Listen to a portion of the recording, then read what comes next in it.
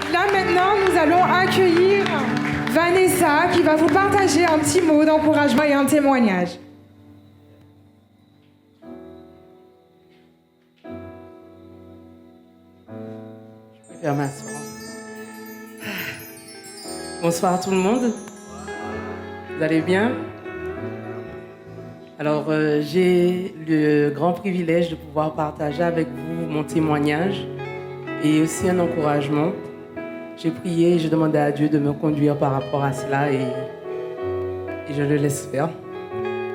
Alors, tout d'abord, je m'appelle Vanessa. Je suis maman de 2 enfants.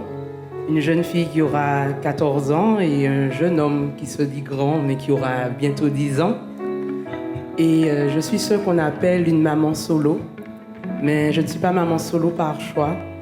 J'ai été mariée, puis ensuite séparée, pour ensuite aboutir à une procédure de divorce. Cette situation-là a été très dure pour moi, mais c'est à travers elle que j'ai grandi dans mon intimité avec le Saint-Esprit. C'est à travers cela que j'ai grandi dans ma maturité avec mon Dieu.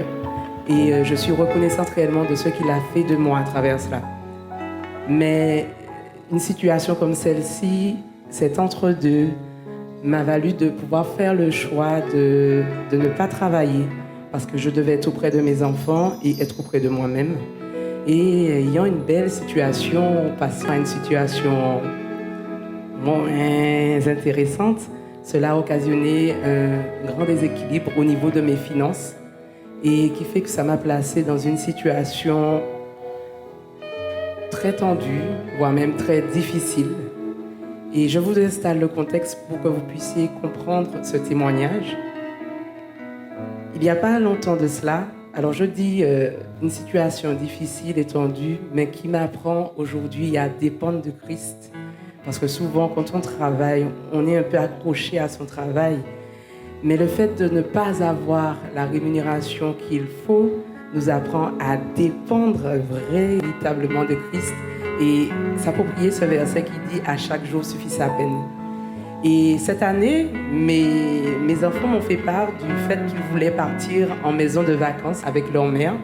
Et moi, en tant que bonne maman, je leur ai dit « Mais maison de vacances, vous allez avec votre père tout le temps. Maison de vacances, vous avez déjà profité de la piscine et tout ça. Donc, c'est pas grave que ce soit avec moi ou votre papa. Le plus important, c'est que vous profitiez. » Et en fait, ma fille aînée, comme ma fille, a eu un moment profond de tristesse que je n'avais jamais vu, où elle avait même les larmes aux yeux pour me dire « Mais maman, c'est avec toi qu'on veut le vivre. Et c'est bien avec papa, mais nous, on voulait être avec toi. » Bien évidemment, moi, je connais ma situation. Je sais que je ne suis pas en capacité de pouvoir faire cela. Et un pasteur disait, vous voulez une maison, vous priez pour avoir l'argent. Demandez à Dieu directement la maison. C'est lui qui va décider de comment il va vous le donner. Et le 25 juin 2024, donc cette année, je me suis installée dans ma chambre et j'ai dit, Seigneur, je voudrais partir dans une maison de vacances avec mes 2 enfants et que ça ne me coûte rien. Et puis j'ai pris mon calendrier et puis je suis là en train de sélectionner ma période. J'ai dit, bon Seigneur, dans cette période-là, ça me va. Et j'ai laissé ma prière là. En juillet, le dimanche, j'ai les dates bien en tête, puisque c'est cette année, le 21 juillet, à l'église, le pasteur parlait d'un festival qu'il y avait en Guadeloupe, le Renaissance Festival. Et il disait combien ce serait bien pour les jeunes d'y aller. Ma fille qui a 14 ans écoute un peu de musique que je n'apprécie pas toujours. Et elle me dit, maman, je sens que j'ai envie d'aller là parce qu'il a dit que c'est des mêmes styles que j'aime, mais là que c'est chrétien, j'ai envie d'aller. L'enfant me dit, mais moi, j'avais pas l'intention d'aller là parce que c'est Guadeloupe quand même. Et je sens, moi, Vanessa, il faut y aller. Je dis, mais je peux pas y aller. Mais j'entends bien, il faut y aller. Et résultat, j'ai été dans une espèce de toupet que je ne connais pas. Et j'ai été marquée dans mes statuts. Oyez, oyez, si quelqu'un est agent d'escale et si une âme généreuse existe, j'aimerais pouvoir qu'on puisse m'offrir un billet pour aller avec mes enfants assister au Renaissance Festival de telle date à telle date. Et on était le dimanche, le truc avait lieu le dimanche qui suivait. Le lundi, je n'ai pas eu de retour. Le mardi, point de retour. Et le mercredi matin, je reçois un message d'une amie qui me dit « Vanessa, si personne ne t'a encore offert les billets, je te les prends pour tes enfants et toi. » J'ai dit « Waouh !» J'ai pleuré, hein, je vous avoue, j'ai pleuré. Les enfants croyaient qu'il y avait quelqu'un qui était mort tellement je pleurais. Et je me dis « Non, non, c'est bon. » Mais bien évidemment, j'avais dit du jeudi au lundi et j'avais pas d'hébergement. Et j'ai dit à mes enfants, si Dieu a pourvu pour le transport, à mon avis, il va pourvoir aussi pour l'hébergement. Et j'ai fait jouer tout mon réseau guadeloupéen. Tout le monde s'activait pour chercher, on n'a pas trouvé. Mon fils m'a dit, mais maman, s'il n'y a pas d'hébergement, on part quand même. Je lui ai dit, mais oui, on part. On ne va pas être à la rue parce que dans la Bible, il dit, j'étais jeune, j'ai vieilli, je n'ai jamais vu le juste abandonné et sa postérité manger son pain. Alors, on y va. Et ma mère m'appelle, me dit, mais j'ai une cousine qui est là, je l'appelle. Et elle me rappelle, me dit, c'est bon, la cousine a dit, on peut venir, c'est petit chez elle, mais que si ça ne nous dérange pas, je dis à ma mère, on va pas faire les difficiles, on va. Et il s'avère que cette cousine était en congé, elle est venue nous chercher. Et quand on arrive chez elle, elle habite dans une résidence qui était un ancien complexe hôtelier. Résultat, je vous laisse imaginer la beauté du site. Et étant donné que c'est un ancien complexe hôtelier, il y avait donc dans cette résidence une piscine. Et qu'est-ce qu'il y avait derrière la piscine? La mer. Et en plus de ça, la cousine me dit, bon, ma fille a sa voiture là, si tu veux, tu peux l'utiliser. Où a lieu ton festival? Je lui dis, où? Ah, mais c'est à 5 minutes d'ici. Alors, vous connaissez Au-delà de. Et je dis aux enfants, on aurait dit qu'on est dans une maison de vacances en fait. Et je reprends mon cahier de prière et je regarde la période où on est. Et vous imaginez bien que nous sommes effectivement dans la période et combien cela m'a coûté? Rien du tout. Amen.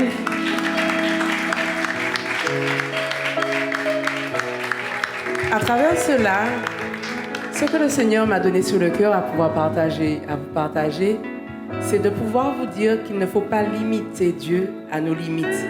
Il ne faut pas chercher à contenir l'incontenable. Vous savez, on ne peut pas mettre l'étendue de la mer dans un verre d'eau.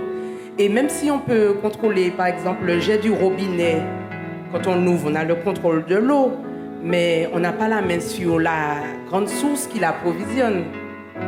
Notre Dieu, il est tout-puissant. Il domine réellement sur tout. Il est au contrôle de tout.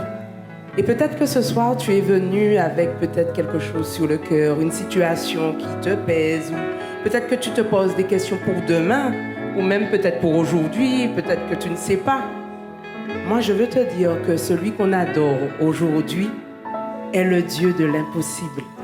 Je veux te rappeler qu'à travers le moment d'adoration, que notre Dieu, il le dit dans sa parole, arrêtez et sachez que je suis Dieu. Je domine sur la terre, je domine sur les nations. Amen.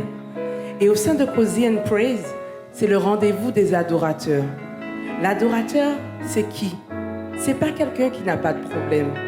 Moi, je vous parle aujourd'hui, ma situation financière, elle n'est pas encore réglée. Mais je sais que mon Dieu est au contrôle. Ça veut dire qu'aujourd'hui, il m'apprend juste à dépendre de lui. Amen. Mais le rendez-vous des adorateurs, c'est quoi? C'est pouvoir se dire que, en dépit de ce que je vis, je décide de quand même me réfugier auprès de Jésus. Avoir la foi en Jésus. Et avoir la foi en Jésus, c'est de la folie pour les hommes parce que Jésus, vous savez, c'est celui qui dort dans le bateau quand on est en pleine tempête. Alors qu'on cherche des solutions pour ne pas couler, il dort. Et moi, j'ai envie de te dire, l'adorateur, c'est celui qui choisit de rester quand même auprès de Jésus. Parce que le bateau coule ou qu'il arrive dans l'autre bord, on aura choisi la bonne part. Et je crois que ce soir, nous avons choisi la bonne part. Parce qu'on aurait pu être comme Marc plutôt, qui s'affairait dans la cuisine à chercher. Dans la Bible, c'est marqué, elle cherche à gérer tout. Et puis, on a d'un côté Marie qui choisit de se mettre aux pieds de Jésus. Elle a choisi la bonne part. Vous savez, les pensées qui nous entourent, il y a un pasteur, j'aime bien ce qu'il disait, il disait que les pensées sont comme les oiseaux qui volent au-dessus de nous. On ne peut pas les empêcher de voler au-dessus de nous. Par contre, on peut contrôler le fait qu'ils viennent faire le nid ou non chez nous. Et c'est à nous de pouvoir prendre l'autorité sur nos pensées, les discipliner, afin que nous puissions avoir la paix dans ce Dieu qui peut faire des choses incroyables et impossibles. Aujourd'hui, ce soir, à travers les Roro et Malencia, nous allons être environnés dans une atmosphère de louange. Et moi, ce que je te demande, c'est de pouvoir dire avec moi, mon Dieu a ma vie entre ses mains. Tu peux le répéter et le déclarer. Mon Dieu a ma vie entre ses mains. Il ne me laissera pas tomber. Il est avec moi. Il est au contrôle. Avec nos inquiétudes, on ne peut pas ajouter de vie. L'inquiétude ne change rien à notre vie. L'inquiétude ne va pas changer les choses, les amis. En revanche, la disposition de notre cœur va nous permettre de prendre la victoire. Elle va peut-être pas changer la situation, mais elle va changer notre façon de gérer la situation. Amen. Amen. Alors moi, je vous encourage réellement à déposer le fardeau que vous avez, celui avec lequel vous êtes arrivé aujourd'hui. Déposez-le. De toute façon, on ne pourra rien faire dedans. En revanche, saisissez ce moment comme un instant de victoire, car je crois réellement que durant ce Cozy and Praise, nous allons saisir la victoire au nom de Jésus à travers la louange, car Dieu siège au cœur de la louange. Et la louange est ce qui fait tomber les murailles. La louange est ce qui fait tomber les frontières. La louange est ce qui nous donne la victoire. Alors, en ce soir, est-ce que vous êtes prêts à saisir la victoire à travers ce moment? Amen. Est-ce que nous sommes prêts à saisir cette victoire à travers notre louange? Nous ne sommes pas dans un concert. Nous sommes des guerriers. Nous sommes des guerrières et nous prenons notre victoire au nom de Jésus. Amen.